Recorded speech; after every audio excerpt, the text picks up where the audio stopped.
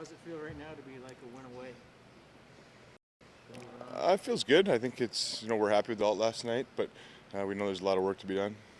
Jason, what inspired you to speak up in that first intermission last night? I just felt like it was needed at the time, and just speaking from the heart. What was your message? I will keep it in the room.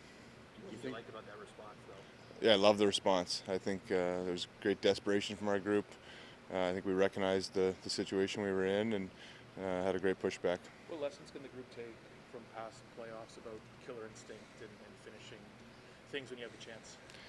Yeah, we had opportunities last year. We didn't get it done. We know that.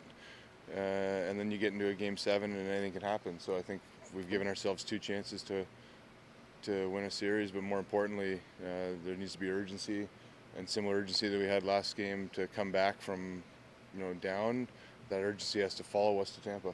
Can killer instinct be learned over time, or is it something you just Well, until you do it, I don't think anybody has it. So you try to learn from mistakes of the past. That's what we're doing here as a group, but we're also a different group, and guys are at different points of their careers. Guys have matured, and also we have different players in the room. So we learn from that, the guys that were here, but also we move forward, and this is the new version of the Toronto Maple Leafs that we're trying to move forward in.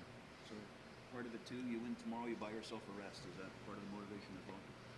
No, we're just trying to win the game and win the series, and who knows when they schedule your next games, but we're just worried about trying to win the game. Hey Jason, bunting's up to the call. How do you open the eyes of you guys to see you get picked after not having played a lot in the NHL? Yeah, we're incredibly proud of Bunts. Well deserved. A guy that just brings it every night, competes for us, a great teammate, somebody that the second he signed here, he was in the building here every day, putting the work in, and it's not by mistake that he had the year he had. So he's had great chemistry with Mitchie and Maddie, which are great players, and sometimes not an easy thing to do to play with 2 guys that high end. So really proud of Bruns. Why has he made it work? Because you're right, it doesn't always work for everybody. I think just his determination. I think he realizes that how hard it is, probably more than anyone here.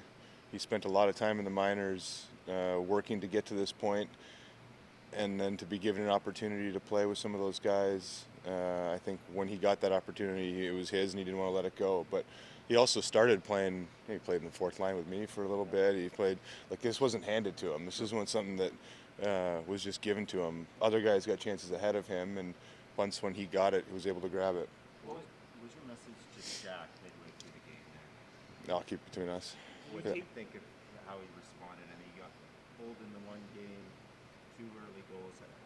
What does it say about him that he bounced back?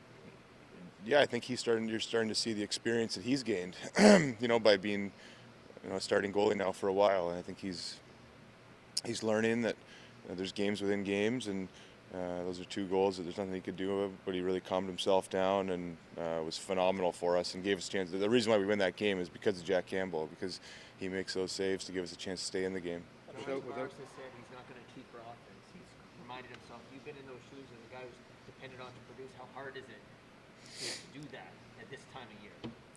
Yeah, the greatest chance for individuals to have success is to have team success. And I think John has recognized that. The longer we play, that means the more games he's going to play, and he'll find his way offensively. So the most important thing is to do what's required that night to win the game. Jason, I know you don't want to get into specifics, but when you have those conversations with teammates, is it, from your end, is it stressing the positives and that sort of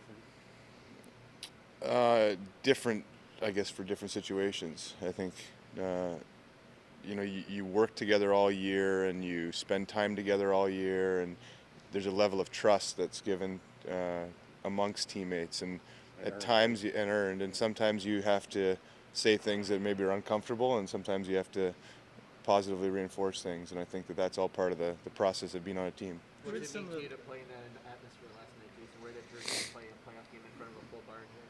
Yeah, we earned that feeling of the crowd getting behind us like that, and it was special, and it's something that I think when you leave the rink after a night like that and you see the city behind us, I think that should fuel you to want to play more hockey games. Speaking of that, there was a sign in the crowd that said "Win it for Spez." They showed it on the board, and everybody went crazy. Do you sort of feel that the city, as well as your teammates, are getting behind you for this chance to go forward?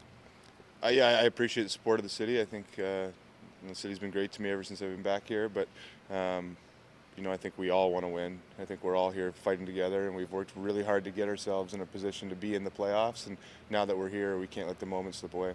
Jason, I'm sure you guys felt you were ready for games 2 and 4 for their pushback, and then last night. What has to be different so that you show it that you are ready?